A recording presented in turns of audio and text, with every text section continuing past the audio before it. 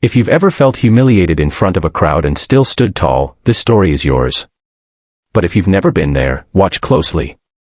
Because what happened to Bella could happen to anyone. And what she did next. No one saw it coming. Bella Summers had the kind of smile that could light up the entire school hallway. Captain of the cheerleading squad at Meadowridge High, she wasn't just talented, she was kind. Too kind, maybe. In a school where popularity often meant cruelty, Bella stood out not just for her moves, but for her heart. She was the girl who picked up fallen books, helped the shy ones in gym class, and cheered louder for others than she did for herself. But kindness doesn't always protect you from cruelty. Especially not when it threatens those who thrive on making others feel small. Jenna Hartley, Bella's co-captain, had been waiting for the right moment. She hated how easily Bella drew attention, how the coach adored her, and how the squad chanted her name louder than anyone else's. Bella was the sun, and Jenna couldn't stand living in her shadow. And when Bella was selected to lead the homecoming performance in front of the entire school, parents, alumni, even reporters, Jenna's envy ignited into something darker. The plan was simple. Deceptive. Perfect.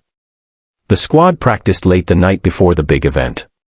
Jenna, pretending to make peace, offered Bella a new pair of cheer shorts she had, custom designed with extra sparkle, for the big performance. Bella was touched. She thought maybe, just maybe, the tension between them had melted. She didn't notice the small bottle Jenna tucked into her gym bag or the mischievous looks exchanged between Jenna and her loyal minions, Trixie and Lauren. The next morning, Bella slipped into the new shorts Jenna gave her, folded neatly in her locker. They fit perfectly. Or so she thought. She didn't realize what was attached to the back until it was too late. She walked onto the field, heart pounding with nerves, eyes scanning the packed bleachers. Her parents waved from the front row. Her little brother stood beside them, grinning ear to ear. It was her moment. The music started. She moved with grace, power, and confidence. Twirls, flips, aerial stunts, her performance had every eye glued to her. Except something else was literally glued to her too. Pom Poms. Bright, fuzzy, ridiculous pom poms, stuck to the back of her shorts with superglue. It took a few seconds for the whispers to start. Then laughter. Then phones came out. Bella caught sight of a girl in the front row pointing. Then another.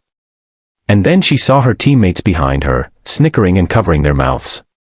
Jenna winked. Humiliation washed over her like a wave. She froze, mid-routine, music still blaring in the background. She could have run off the field. She could have cried, screamed, collapsed. But in that pause, in that heartbreak, something stronger than shame surged through her.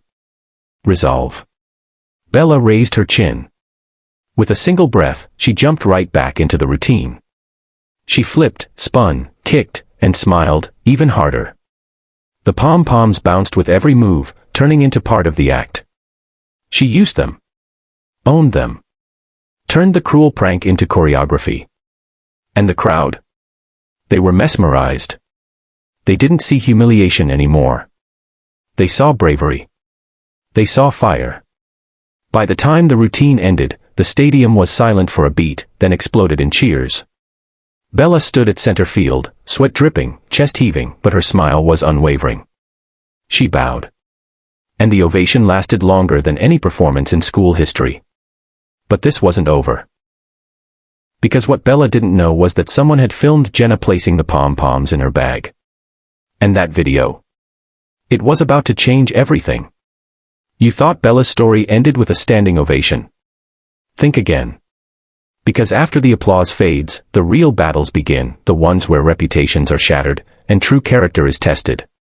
The video hit the school's group chat an hour after the homecoming game ended.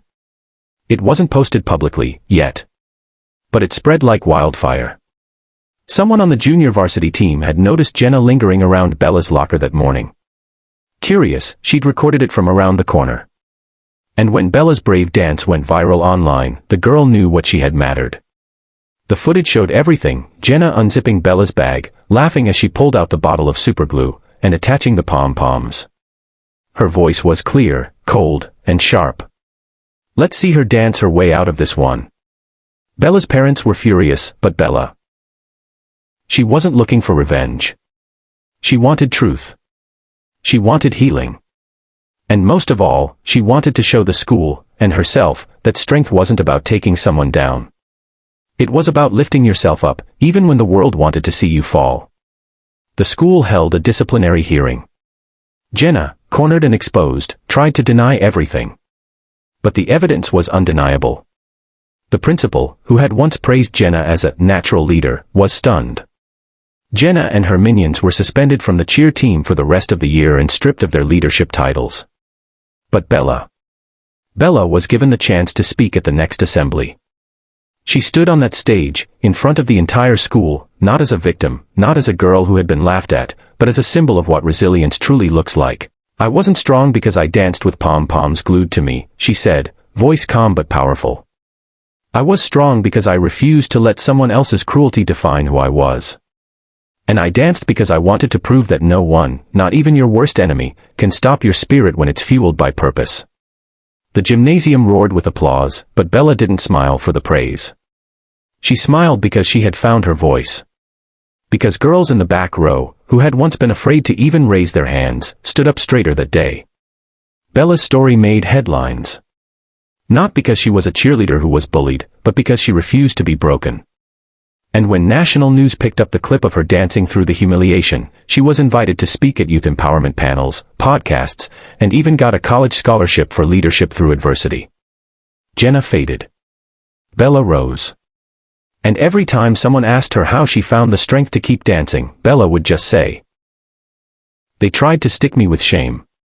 I chose to move with pride. Let me know if you'd like." Paragraph-wise prompts for thumbnails. Powerful title suggestions. SEO package and hashtags. Or thumbnail art prompts based on this story.